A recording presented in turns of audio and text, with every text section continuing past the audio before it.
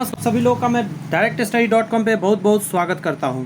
आज के वीडियो में हम लोग कंप्लीट करेंगे 6 lesson 10th 11th and 12th। जी हाँ, ये सभी लेसन हम लोग इसमें कंप्लीट करेंगे, यानी एनसीईआरटी का 3 और एससीईआरटी का 3। आपको जैसा कि पता है, प्राथमिक टीचर यदि आप बनना चाहते हो 1 to 5th क्लास का TRE 4.0 या 5.0 में, तो बहुत ही काम आएगा, क्योंकि एनसीईआरटी और एससीईआरटी का ही स्पेशल सीरीज इसमें हम लोग क्वेश्चन और थ्योरी सारे कंप्लीट कर रहे हैं। क्लास 5th क्लास चल रही है, 2 और 3 कंप्लीट हो चुका है। डिस्क्रिप्शन में लिंक है, वहाँ से जाके वो वीडियोज़ भी आप देख सकते हैं, प्लेलिस्ट बना हुआ है। तो चलिए आज के सेशन की शुरुआत करते हैं। 10th लेसन है बोलती इमारतें। इमारत क्या बोल रही है, देखिए। गोलकुंडा किला निम्नलिखित राजवंशों में से किसके शासनकाल के दौरान बनाया गया था? तो ये आंसर हो जाएगा, काकतीय राजवंश के समय गोलकुंडा किला बनाया गया था। गोलकुंडा का किला किस शहर में अवस्थित है? अच्छा क्वेश्चन है, आंसर हो जाएगा हैदराबाद में है। और याद रखिए, एक हैदराबाद एक अहमदाबाद होता है। हैदराबाद जो है वो नीचे में जाकर है, और अहमदाबाद है गुजरात में, उसका बात नहीं हो रहा है। ये हैदराबाद है, आंध्र प्रदेश वाला। गोलकुंडा किले में किस सम्राट की तोप रखी हुई है? तोप है रखा हुआ, किनका रखा हुआ है? तो आंसर क्या हो जाएगा, औरंगजेब। गोलकुंडा किले में किस सम्राट का? तो औरंगजेब का क्या है, तोप रखा हुआ है। गोलकुंडा किले की बाहरी दीवार में कितने बुर्ज थे? तो आंसर हो जाएंगे 87 बुर्ज टोटल है। वर्ष 1687 में जब औरंगजेब ने गोलकुंडा किले पर कब्जा किया, तब गोलकुंडा का शासक कौन था? तो आंसर हो जाएगा अबुल हसन कुतुब शाह। आंसर क्या हो जाएगा, 1687 में जब औरंगजेब ने शासन किया, तो अबुल हसन कुतुब शाह उस समय वहाँ का शासक था। गोलकुंडा राजवंश सल्तनत की स्थापना किसने की? तो आंसर क्या जवाब देंगे, कुली कुतुब शाह ने किया। कुली कुतुब शाह ने। आइए अब इस के थ्योरी को देखते हैं। गोलकुंडा किला 13वीं शताब्दी में काकतीय राजवंश द्वारा बनाया गया था। इसे सेफर्ड हिल या गोलाकोंडा नाम से भी जाना जाता है। हैदराबाद का गोलाकोंडा किला 13वीं शताब्दी में काकतीय राजवंश द्वारा बनाया गया। मोहम्मद कुली कुतुब शाह ने 1591 में हैदराबाद को किलेबंदी गोलकुंडा से परे राजधानी का विस्तार करने के लिए स्थापित किया था।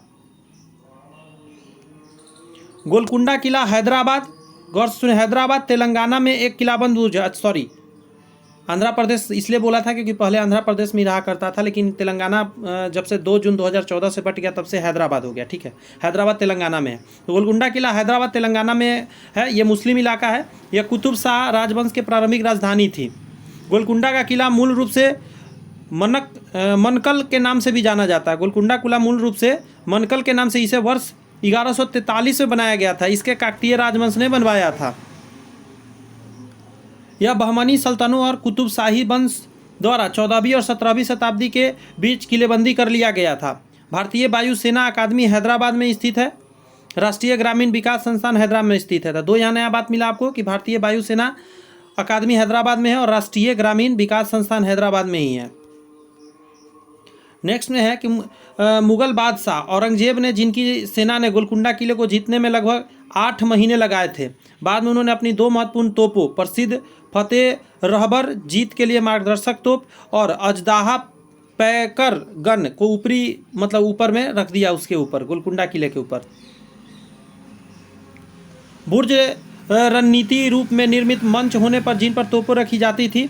किले की बाहरी दीवार 87 बुर्ज बने हुए हैं।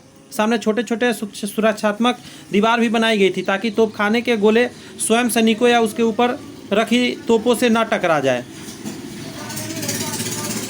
वर्ष 1687 में जब औरंगजेब ने गोलकुंडा किले पर कब्जा कर लिया था, उस समय गोलकुंडा का शासक अब्दुल हसन कुतुब शाह हुआ करते थे।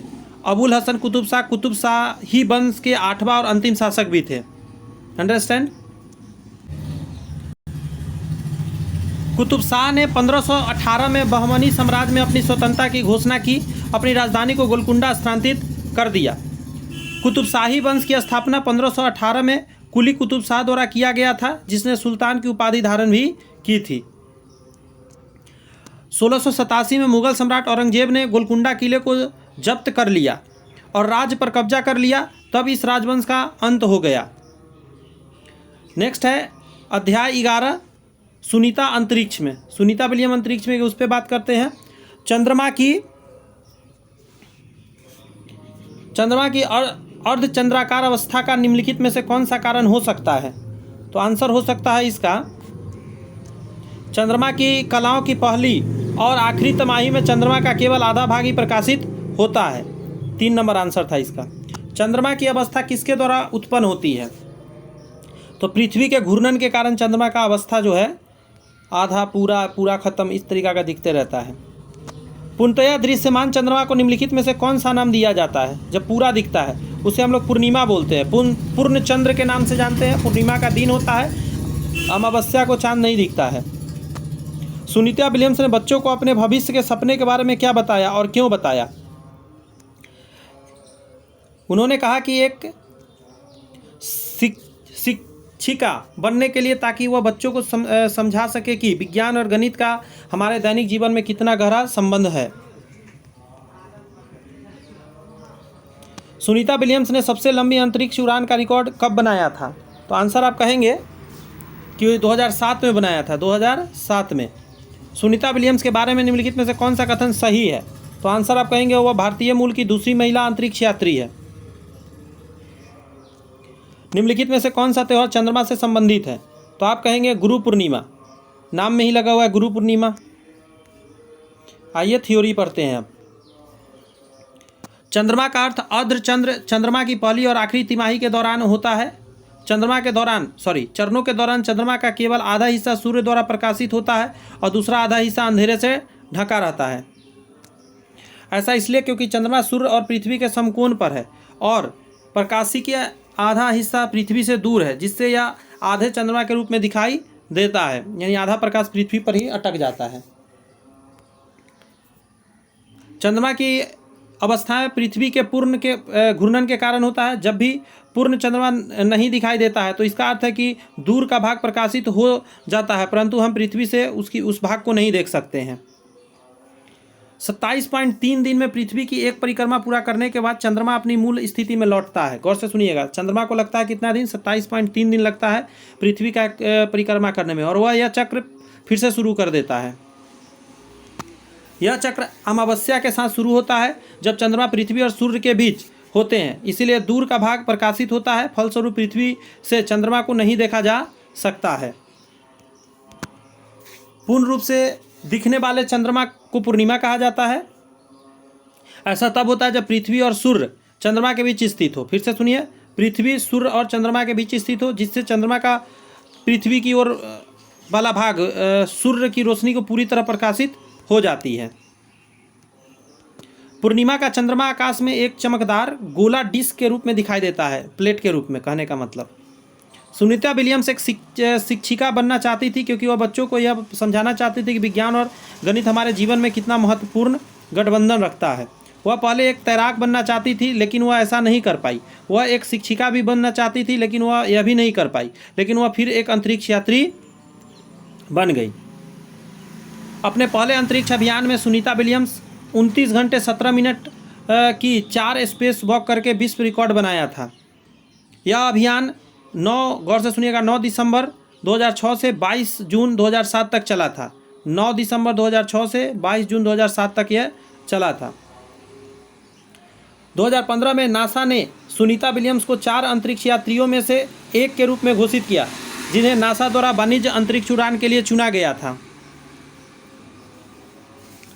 भारतीय मूल की नासा अंतरिक्ष यात्री सुनीता विलियम्स ने अंतर्राष्ट्रीय स्पेस स्टेशन ISS के 12 50 घंटे और 40 मिनट के साथ एक महिला द्वारा सबसे अधिक स्पेस वॉक के समय का रिकॉर्ड बना रखा है।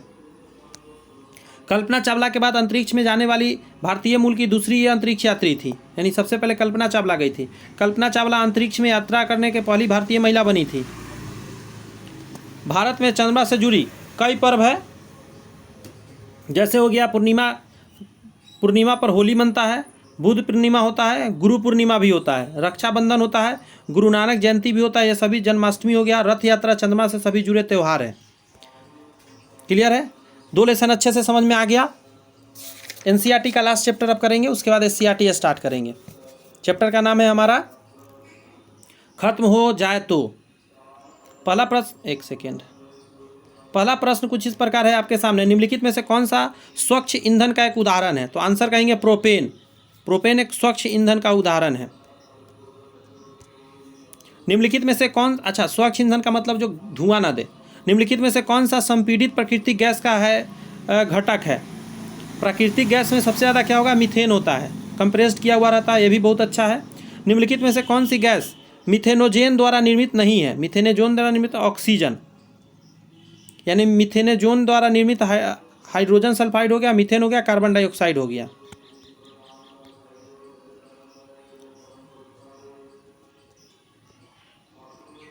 एक सेकंड रुक जाइएगा, एक सेकंड दीजिए, एक सेकंड। क्वेश्चन क्या था?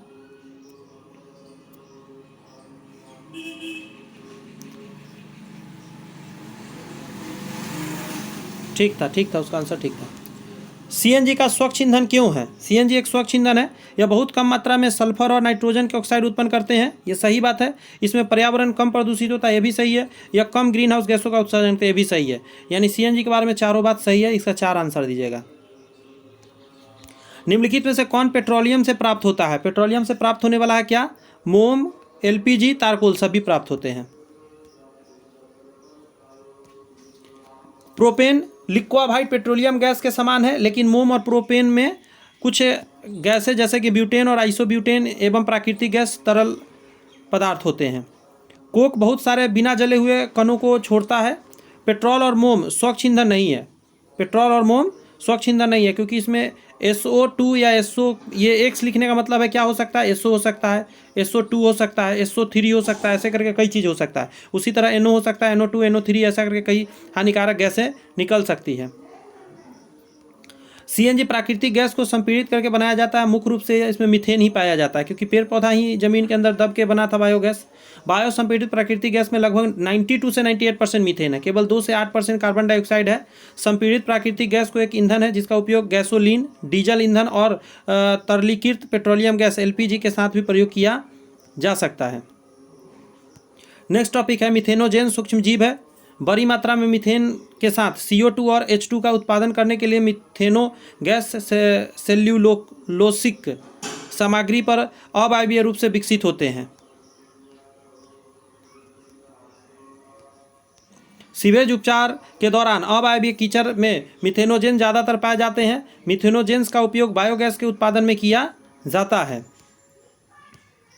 बायोगैस CH4, SO2, CO2 आदि ज्वलनशील गैसों का एक मिश्रण है जो माइक्रोबियल गतिविधि द्वारा उत्पादित होते हैं, जिसे ईंधन के रूप में इस्तेमाल किया जाता है। एक सेकेंड मिस्टेक हो गया। CNG जिसे संपीड़ित प्राकृतिक गैस के रूप में जाना जाता है, गैसोलीन का एक पर्यावरण अनुकूल विकल्प है। इसे प्राकृतिक गैस मीथेन को इसके आयतन के 1% कम तक संपीड़ित करके बनाया जाता है। CNG ईंधन गैसोलीन और डीजल के अधिक सुरक्षित, और क्योंकि यह गैस विषाक्त है, भूजल के दूषित नहीं कर सकता है। इसे एक अच्छा स्वच्छ गैस माना जाता है, क्योंकि यह पेट्रोल और डीजल जैसे अन्य ईंधनों की तुलना में कम प्रदूषण पैदा करते हैं जलने पे। यह अन्य ईंधन की तुलना में जलते समय नाइट्रोजन डाइऑक्साइड, कार्बन डाइऑक्साइड और सल्फर डाइऑक्साइड की मात्रा का उत्सर्जन बहुत कम करती है। पेट्रोलियम के शोधन से हमें, गौर से सुनिए, निम्नलिखित प्राप्त होते हैं जैसे LPG, पेट्रोल, डीजल, मिट्टी का तेल, स्नेहक तेल, कोल तार, ये सारी चीज़। कच्चे तेल से अपसाधन विधि, गौर से सुनिए, विधि भी याद रखना। अपसाधन विधि की सहायता से न केवल पेट्रोलियम अपितु बड़ी संख्या में उप उत्पाद भी प्राप्त होते हैं, अलग अलग चीज़, जैसे पैराफिन, मोम हो गया, बिटुमीन हो गया, स्नेहक तेल पेट्रोलियम के उत्पाद ही हैं। क्लियर है यहाँ पे? तो 10, 11 और 12 3 लेसन हम लोग ने कंप्लीट कर लिया NCERT का। अब हम लोग क्या करेंगे? SCERT का इसी तरह का 3 लेसन करेंगे।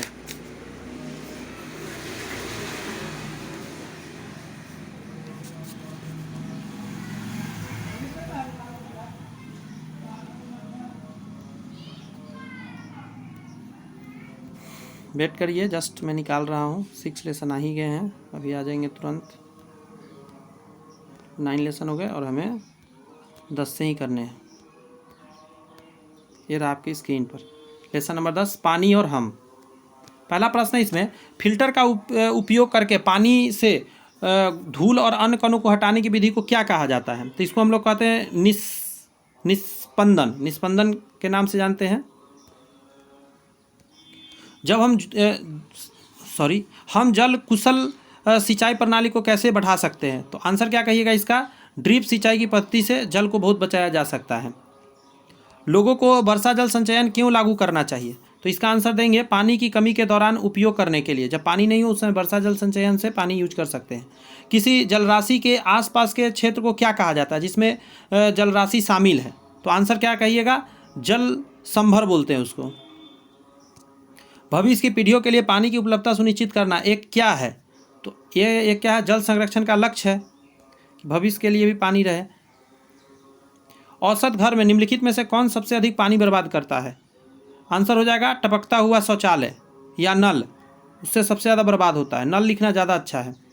जल कुशल सिंचाई प्रणाली में कौन सी विशेषताएं शामिल हो सकती है? तो आंसर हो जाएगा बूंद से सिंचाई यानी कि ड्रिप सिंचाई। बारिश से उपकरण बंद हो गए, नमी सेंसर, ये सभी हो सकते हैं। एक से ज़्यादा आंसर डालिए लास्ट वाला। निम्नलिखित में से कौन सा जल संरक्षण का एक तरीका है? जल संरक्षण का एक तरीका है, इधर आ जाइए,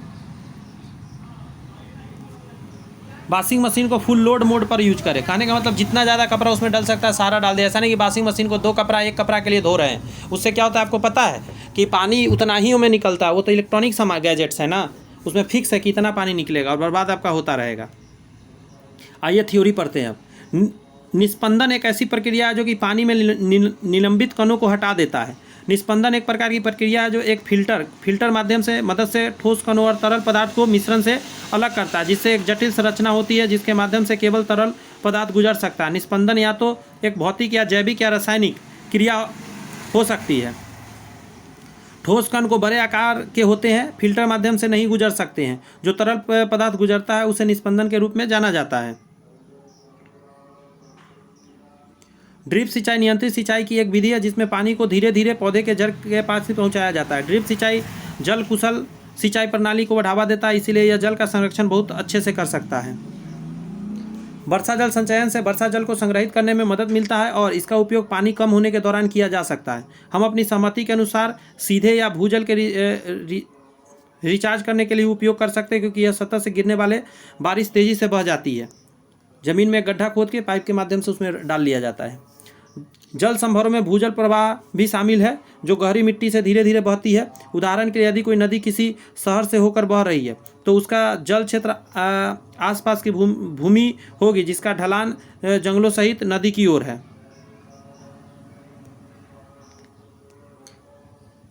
भविष्य की पीढ़ियों के लिए अपनी पानी उपलब्ध सुनिश्चित करना, यह कथन एक दीर्घकालिक उद्देश्य या उद्देश्य को इंगित करता है जिसे जल संरक्षण प्राप्त करना है। यह जल संरक्षण के अंतिम उद्देश्य पर प्रकाश डालता है जो कि भावी पीढ़ियों के लिए अस्थायी जल आपूर्ति सुरक्षित करना है। इसीलिए उत्तर में जल संरक्षण का लक्ष्य माना जा सकता है। नेक्स्ट है कि लीक होते शौचालय के प्रति 200 गैलन पानी बर्बाद होता है। रिसाव का परीक्षण करने के लिए शौचालय में खाद्य रंग डालें। यदि फ्लशिंग के बाद कटोरे में रंग दिखाई देता है तो समझ लीजिए कि रिसाव हो रहा है। कहने का मतलब जहाँ पानी जिसमें जमा होता है उसमें थोड़ा सा कलर डाल दीजिए जिससे कि पता चल जाए कि रिसाव हो रहा है। रिसाव से पानी को बचाया जा सकता है उसको ठीक करा के। अकुशल सिंचाई प्रणाली हर महीने बड़ी मात्रा में पानी बर्बाद कर देती है। नॉलेज नहीं है तो ऐसे स्प्रिंकलर की तलाश करें जो बूंद पैदा करते हो, धुंध नहीं। इसके अलावा रेन शॉट ऑफ डिवाइस और नमी सेंसर वाले सिस्टम अतिरिक्त पानी और प्रवाह को कम करते हैं। ये सारी चीज़ आप लगा सकते हैं अपने खेतों में। वॉशिंग मशीन को पूरे लोड पर उपयोग करना पानी बचाने के लिए एक तरीका है, क्योंकि यह प्रति चक्र धोए जाने वाले कपड़े की मात्रा के अधिकतम करता है, जिससे मशीन को चलाने की आवश्यकता की संख्या कम हो जाती है। इससे पानी को बर्बादी कम करने पड़ती है और जल संरक्षण को बढ़ावा मिलता है। क्लियर है? 10 लेसन हो गया, 2 लेसन और हमको करना है अभी। तो क्या करना है? अध्याय 11 सूरज एक काम अनेक। जी हाँ, सूरज का बहुत सारे काम हैं। सूर्य के कामों को अब समझ लेते हैं। सबसे पहले सोलर कुकर क्या है? तो ये पानी को वाष्प करने और उसे बंद प्रणाली को एकत्रित करने के लिए सौर ऊर्जा का उपयोग करता है। सोलर कुकर में सूर्य की प्रकाश को केंद्रित करने के लिए निम्नलिखित में से किस सिद्धांत का प्रयोग किया जाता है? आइए सिद्धांत को देखते हैं। इसको बोलते हैं स्पेक्यूलर परावर्तन। स्पेक्यूलर परावर्तन के नाम से इसको हम जानते हैं। निम्नलिखित में से कौन सा सूर्य के प्रकाश को केंद्रित करने की घटना को प्रमुख रूप से प्रभावित कर देता है? तो आंसर क्या हो जाएगा? परावर्तक संरचना की ज्यामिति। उसका डिजाइन ऐसा होता है कि एक जगह केंद्रित करता है सूर्य के प्रकाश को। सोलर कुकर में उपयोग किए जाने वाला खाना पकाने का पैन डैश ऊर्जा को डैश ऊर्जा में परिवर्तित करता है। तो प्रकाश ऊर्जा को ऊष्मा ऊर्जा में बदलता है। 3 नंबर आंसर हो जाएगा। सोलर कुकर के लिए निम्नलिखित में से किस बर्तन की सतह को प्राथमिकता दी जाती है? बहुत आसान है, लाल रंग को, क्योंकि लाल रंग एब्जॉर्ब ज़्यादा करता है। नेक्स्ट है, निम्नलिखित में से कौन सा सोलर कुकर की कार्यप्रणाली का सबसे अच्छा वर्णन कर सकता है? तो आंसर हो जाएगा सूर्य की रोशनी को केंद्रित करना। पहले तो केंद्रित किया जाता है, प्रकाश की ऊष्मा ऊर्जा में परिवर्तित करना, यानी प्रकाश ऊर्जा को ऊष्मा ऊर्जा में। एक सेकंड रुक जाएगा, गाड़ी जा रहा है। गर्मी को फंसाना, ट्रैप, हीट का ट्रैप करना, फिर खाना बनाना, यह प्रक्रिया सही है। सोलर कुकर में कौन से प्रकार का दर्पण प्रयोग होगा? दिमाग लगाइए, अवतल होगा, क्योंकि प्रकाश को एक जगह आपको लाना है, तो अवतल प्रयोग करिएगा। एक सौर ऊष्मीय संग्राहक क्या करता है? तो सौर ऊर्जा को ऊष्मीय ऊर्जा में संग्रहित के परिवर्तित करता है और प्रणाली को आगे चरण में पहुंचाता है। चलिए आइए थ्योरी को पढ़ते हैं। सोलर कुकर ऐसे उपकरण हैं जो कि गर्मी पैदा करने और भोजन पकाने के सीधे सूर्य के प्रकाश का उपयोग करते हैं। सौर ड्रायर के उपकरण है जो पदार्थ को सूखने के लिए सौर ऊर्जा का उपयोग करते हैं। वे उपकरण जो पानी को वाष्पित करने और उसमें संघनन को उसे बंद प्रणाली में भीतर एकत्र करने के लिए सौर ऊर्जा का उपयोग करते हैं, सौर सिस्टल कहलाते हैं। स्पेकुलर परावर्तन का उपयोग सौर कुकर में सूर्य के प्रकाश को केंद्रित करने के लिए किया जाता है। क्लियर है? वाष्पीकरण तरल पदार्थ विशेषकर पानी के गैस में बदलने की प्रक्रिया है। वायु या गैस के घनत्व की कमी को विरल करता है।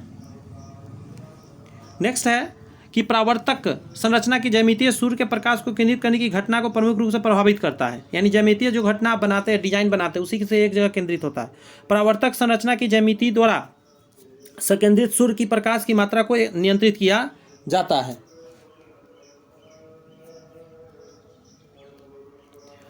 सौर कुकर में प्रयोग किए जाने वाला खाना पकाने का पैन प्रकाश ऊर्जा को ऊष्मा ऊर्जा में परिवर्तित करता है। खाना पकाने वाले पैन को प्रकाश को परिवर्तित और केंद्रित करने के बाद पैन आवश्यक भोजन पदार्थ को पकाने में गर्मी संचालन करता है।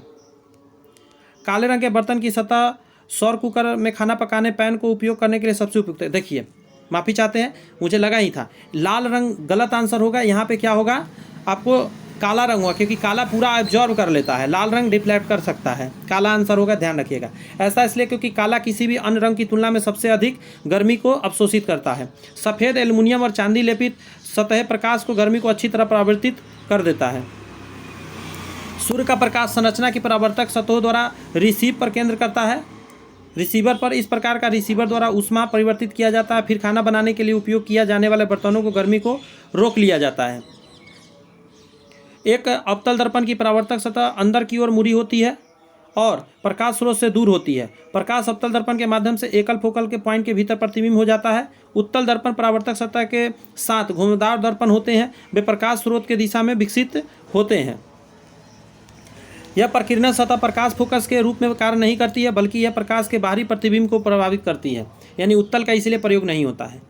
सौर ऊष्मीय संग्राहक का एक उपकरण है जिसका उपयोग सूर्य के प्रकाश को अवशोषित करने, ऊष्मा को संग्रहित करने के लिए किया जाता है। नेक्स्ट है कि इसका उपयोग मुख्य रूप से सौर ऊर्जा को संग्रहित करने और फिर ऊष्मीय ऊर्जा को परावर्तित करने के लिए किया जाता है। सबसे ज़्यादा उपयुक्त होने वाले सौर ऊष्मीय संग्राहक फ्लैट समतल संग्राहक है। क्लियर है? मुझे लगता है अच्छे से आप सारी बातों को अंडरस्टैंड कर रहे होंगे। एक और लास्ट चैप्टर कर लेते हैं, हमारा जंगल। राष्ट्रीय वन नीति के अनुसार पर्यावरण की दृष्टि से देश के कम से कम कितने प्रतिशत क्षेत्र में वन होना चाहिए? तो 33% पर वन होना चाहिए, बट है अभी मात्र 23%। पहला नंबर ऑप्शन वाला। वाल्मीकि राष्ट्रीय उद्यान निम्नलिखित में से किस जानवर के संरक्षण के लिए प्रसिद्ध है? वाल्मीकि, दिमाग लगाइए जरा, आंसर हो जाएगा बाघ, और ये पश्चिम चंपारण में है, बिहार के। भारत में वन अनुसंधान संस्थान कहाँ स्थित है? वन का अनुसंधान संस्थान कहाँ स्थित है? तो आंसर कहिएगा देहरादून में है। और देहरादून कहाँ है ये आप सोचिए मन में और जवाब दीजिए कमेंट्स में। भारी वर्षा व पवन के कारण उपजाऊ ऊपरी मृदा की हानि कहलाती है। इसको मृदा अपरदन कहते हैं। मृदा का ऊपर वाला पार्ट कट जाना। निम्नलिखित में से कौन सा वनोन्मूलन के परिणाम है? वायुमंडलीय तापमान में वृद्धि, ये सही है। वायुमंडल में CO2 के स्तर वृद्धि, ये भी सही है। बाढ़ और सूखे जैसे प्राकृतिक आपदा होने की संभावना बढ़ जाएगी, सभी सही है। यानी 4 आंसर डालिए, इसका एक से अधिक आंसर होगा। मानव की किसी गतिविधि द्वारा वायुमंडल में उपस्थित ऑक्सीजन का स्तर कम हो सकता है, कौन सा मानव गतिविधि करेगा? वन उन्मूलन। वन को काटिएगा, समझिए कि सारा चीज़ प्रॉब्लम में आ जाएगा। वन्य जीव, पौधे और पशु संसाधनों और क्षेत्र में रहने वाले आदिवासियों के पारंपरिक जीवन के संरक्षण के लिए संरक्षित भूमि के बड़े क्षेत्रों को डैश कहते हैं। जीव मंडल संरक्षित क्षेत्र बोला जाता है। वन आवरण को बढ़ाने के लिए व्यापक स्तर पर वृक्षों के रोपण को क्या कहा जाता है? तो इसको बोलते हैं वानिकीकरण, वन को लगाना। आइए अब थ्योरी को पढ़ते हैं इस चैप्टर का। 1988 की नई राष्ट्रीय वन नीति संरक्षण और स्थानीय जरूरतों को पूरा करने और जोर देने के साथ 1992 में वन नीति बदली गई। राष्ट्रीय वन नीति 1988 NFP का मुख्य उद्देश्य पर्यावरण का पारिस्थितिकी संतुलन की स्थिति और रखरखाव सुनिश्चित करना है। भारत की इस राष्ट्रीय वन नीति में सिफारिश की दिशा के कुल क्षेत्रफल का 33% पर क्या होना चाहिए? वन होना चाहिए, बट है नहीं।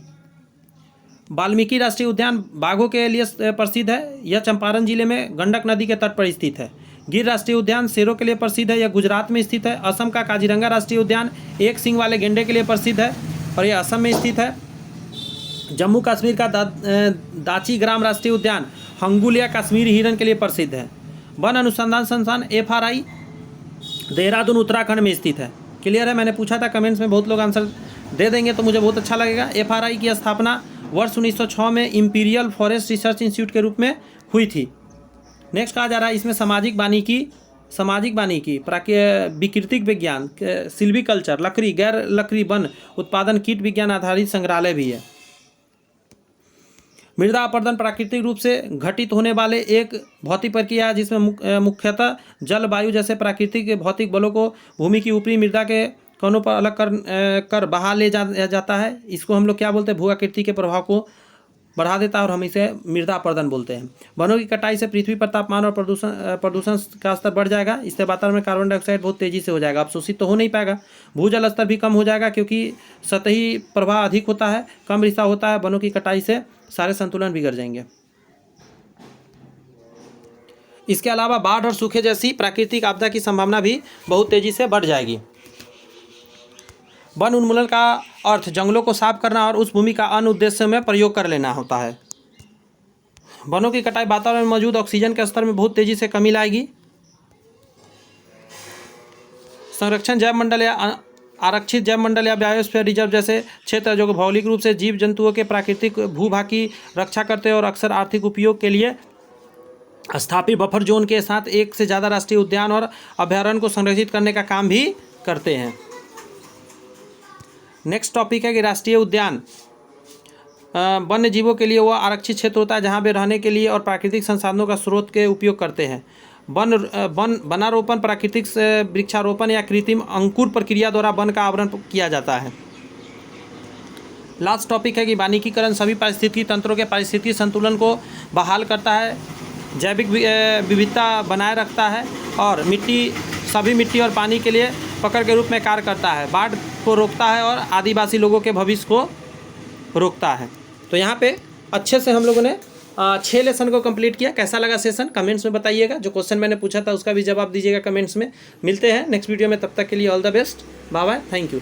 इतना कह के जाएंगे कि चैनल सब्सक्राइब नहीं किया तो जरूर कर लीजिए, बेल आइकन प्रेस कर लीजिए क्योंकि ये बहुत ही प्यारा सीरीज है। बच्चे कम देख रहे हैं, कोई दिक्कत नहीं है, लेकिन जो लोग देख रहे हैं एक सीट उनका गारंटी के साथ मैं कह सकता हूँ कि पक्का होगा, क्योंकि मैं खुद जॉब में हूँ तो मुझे एक अच्छे से आइडिया कि क्या पढ़ाना चाहिए और क्या आपके लिए काम का है। All the best.